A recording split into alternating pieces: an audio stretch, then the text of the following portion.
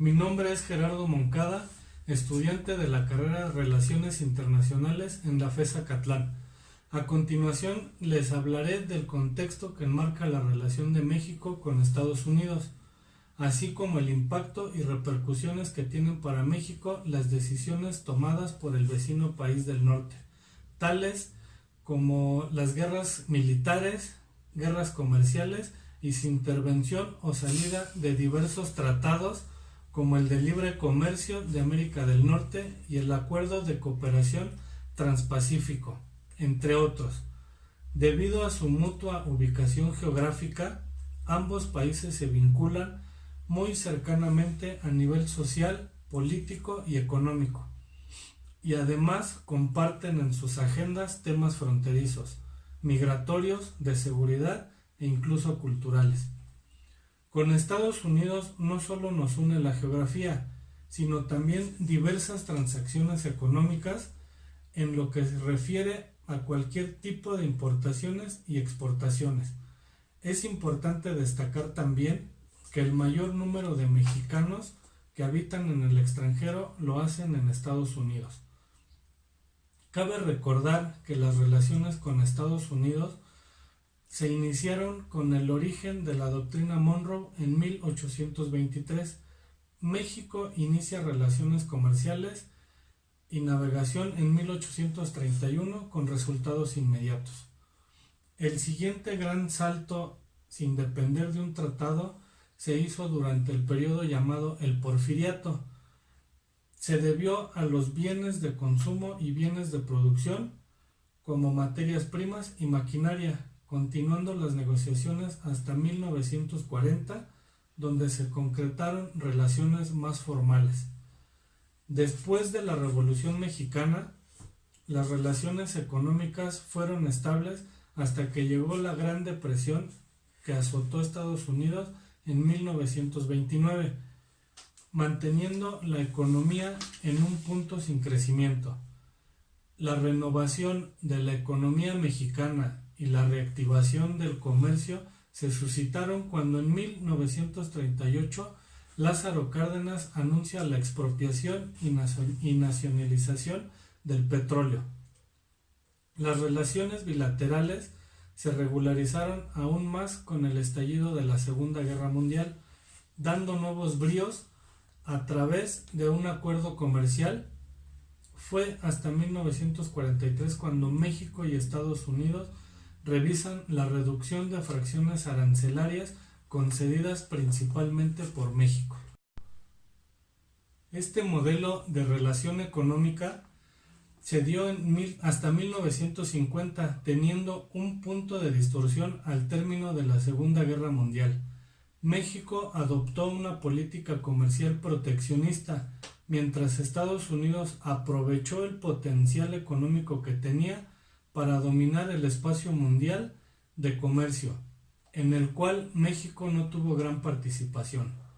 Posterior a la Segunda Guerra Mundial, Estados Unidos adoptó un sistema abierto al comercio mediante apoyos económicos y tratados a las naciones más desfavorecidas, principalmente europeas.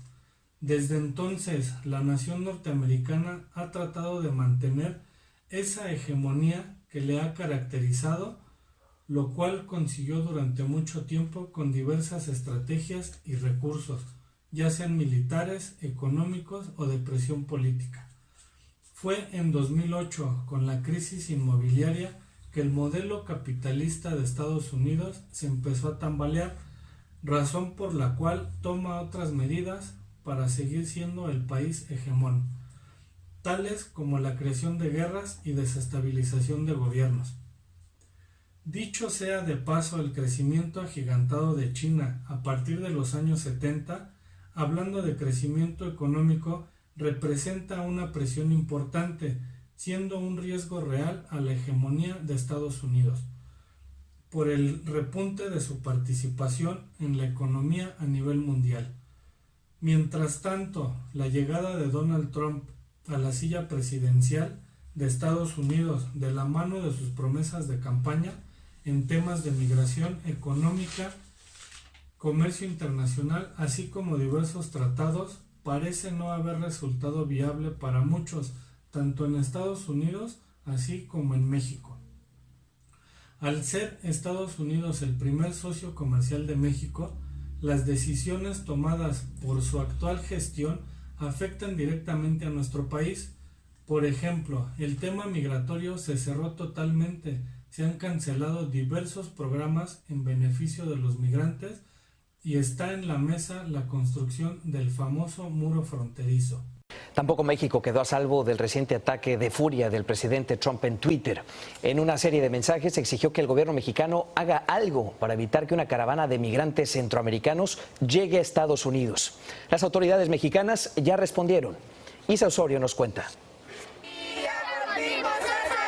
Ahora no fue el muro en la frontera, ni la disputa sobre quién lo pagará. Esta vez fue una caravana de centroamericanos que atraviesa México en busca del sueño americano, lo que provocó un nuevo ataque de mensajes en Twitter del presidente Donald Trump en contra de México.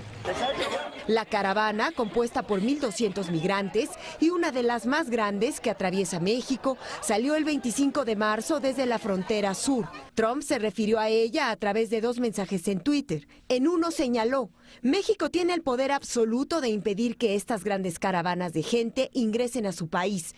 Deben detenerlos en su frontera norte. El canciller Luis Videgaray respondió a Trump, también en Twitter, que México y Estados Unidos trabajan juntos en temas migratorios. Los datos así lo confirman. Que México le está haciendo la chamba en la frontera sur.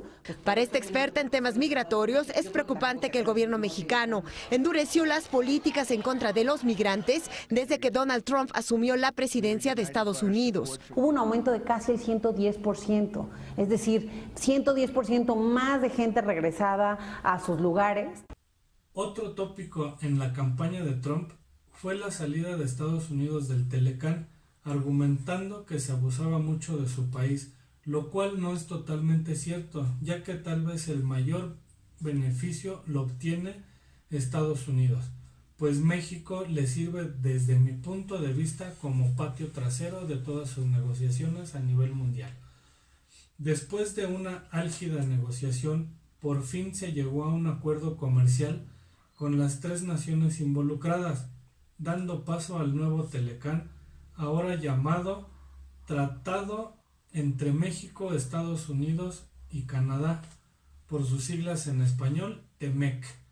Esto se debe a que de alguna manera México va a seguir bajo el mandato de Estados Unidos y esta situación ciertamente no va a permitir a nuestro país tener un crecimiento económico real, siguiendo bajo el yugo de nuestro vecino del norte.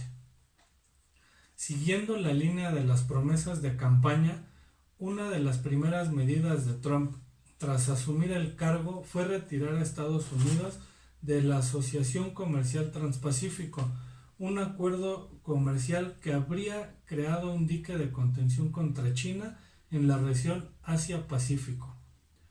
Hoy, China tiene la posibilidad de fijar las reglas del comercio en un área que cubre cerca del 60% de la economía planetaria. De la misma manera, lo más probable es que los gravámenes a la importación de acero y aluminio ayuden a China y afecten negativamente a los aliados europeos de Estados Unidos. La salida de Estados Unidos del Acuerdo de Asociación Transpacífico, por sus siglas en inglés TPP, redujo significativamente el impacto comercial y económico previsto. Los países integrantes podrán considerarlo como una victoria y en el caso de México un paso para diversificar sus lazos comerciales más allá de la nación gobernada por Donald Trump. Así lo reafirmamos en el proceso de negociación del Acuerdo de Asociación Transpacífico, llamado así por sus siglas en inglés TPP, que es un acuerdo histórico que permitirá establecer la mayor zona de libre comercio en todo el mundo. En especial para México, este audaz acuerdo comercial significará nuevas oportunidades de expansión en los mercados de Asia-Pacífico. Además, fortalecerá nuestra integración productiva con América del Norte y consolidará nuestra vinculación con Chile y Perú, socios prioritarios en la región de América Latina. Juntos habremos de hacer que el TPP un poderoso instrumento para el desarrollo y prosperidad de nuestras sociedades. El TPP incluye a países como Australia, Brunei, Canadá, Chile, México, Japón, Nueva Zelanda, Perú, Singapur y Vietnam, y establece mecanismos para eliminar aranceles sobre productos industriales y agrícolas en una zona de intercambio comercial que supera los 3.84 billones de dólares. Asimismo, el TPP incorporó suspensiones, entre las que se encuentran los temas enfocados en propiedad intelectual, del sector farmacéutico y derechos de autor. Sin la participación de Estados Unidos, los 11 miembros que integran el TPP reportarán un crecimiento económico menor y las oportunidades perdidas se sentirán más en Vietnam, Malasia y Japón, al tratarse de países que aprovecharían al máximo el acceso al mercado estadounidense. Malasia será la nación más beneficiada con las modificaciones, ya que le proporcionarán acceso a mercados de Canadá, Perú y nuestro país, México. En el caso de México, será la industria manufacturera nacional uno de los sectores más favorecidos con la entrada de nuevos insumos internacionales al país. Con Vietnam como socio comercial, el mercado mexicano de aumentos integrará productos agrícolas que hasta la fecha no estaban disponibles. Pero no todos los rubros productivos mexicanos consideraron positiva la apertura comercial con 10 países. Tanto el nicho textil como el acerero temen que no puedan competir con la entrada de productos asiáticos a gran escala y menor precio. Sin embargo, esto se podría remediar con los mecanismos de solución de diferencias o antidumping que incluyen el tratado. Esta situación se debe modificar ahora con la llegada del nuevo gobierno en México. Se tienen que replantear las políticas comerciales, las cuales nos tienen atados de alguna u otra manera a Estados Unidos. Desde mi punto de vista, hace falta cambiar el chip y realmente buscar el crecimiento de México con otros países y tener una visión integral hacia el crecimiento nacional. Es de referir que las principales ventajas del comercio con Estados Unidos han sido el crecimiento en las exportaciones de bienes manufacturados y en el sector automotriz. Una apertura comercial puede parecer favorable desde una prematura perspectiva, ya que se accede más fácilmente a bienes y servicios especializados y de alto valor agregado provenientes de otros mercados.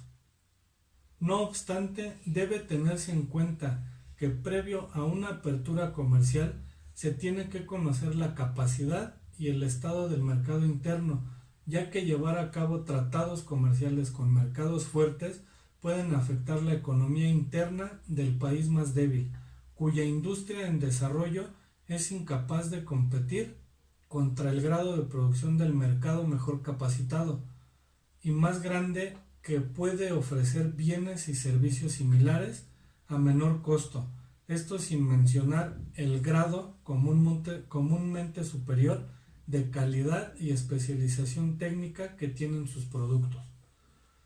Lo antes mencionado es causante o ha sido de factor negativo para las micro, pequeñas y medianas empresas mexicanas, las cuales entran en crisis y desaparecen ante su incapacidad competitiva para poder satisfacer las nuevas necesidades en materia de demanda que exige un mercado más grande y el cual es cubierto por sectores productivos extranjeros, los cuales presentan mayor solidez y capacidad competitiva.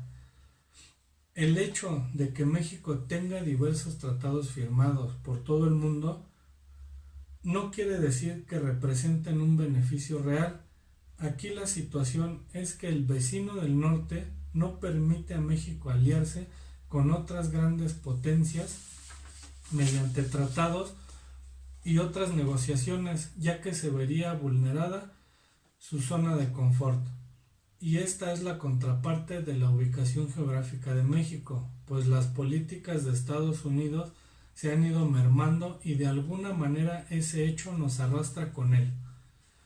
El mantener el Telecán, ahora llamado Temec, no es más que sostener la relación y la presión hacia México, para de esta forma no permitir otros acuerdos y relaciones económicas con las grandes potencias, las cuales representarían un riesgo real hacia la estabilidad de Estados Unidos.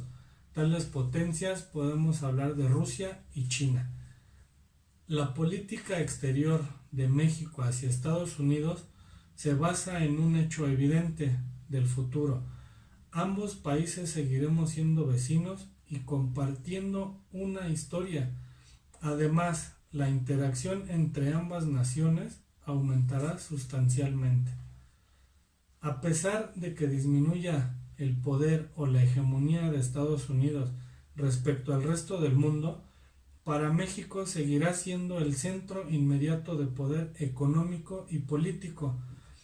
La decisión fundamental es buscar la mejor relación posible, superando los estándares del pasado.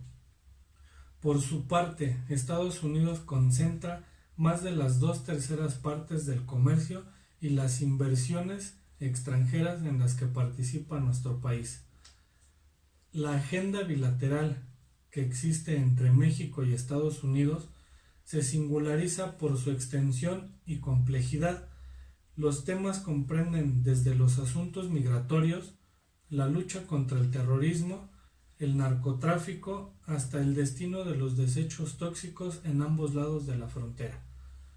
La naturaleza de esta agenda exige una comunicación política fluida y permanente, de ahí que ambos gobiernos hayan reconocido la necesidad de que sus dos gabinetes prácticamente en pleno se reúnan una vez por año a uno y otro lado de la frontera para discutir y estimular la buena marcha de las relaciones bilaterales.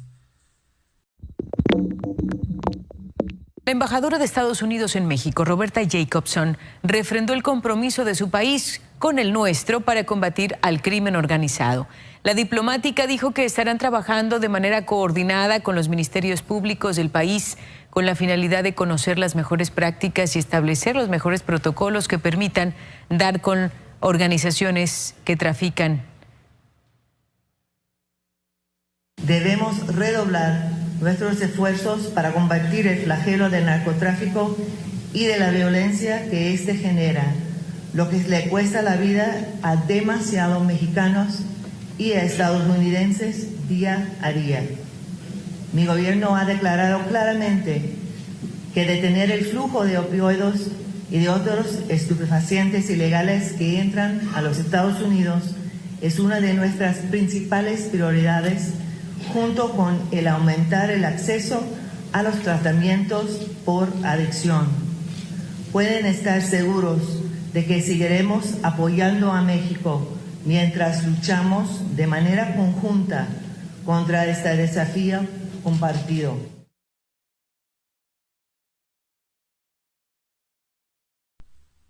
El siglo XXI está marcado por nuevas formas de poder y estrategas que están reconfigurando el mundo. México y Estados Unidos deben encontrar formas de coexistir, dejar de querer de mercantilizar todo y empezar a tener una mentalidad de geoestrategias, hacer un diagnóstico real de lo que realmente está pasando con Estados Unidos, no entregarse a la integración de Norteamérica y las condiciones de Estados Unidos, pero sobre todo salvar la dignidad del país.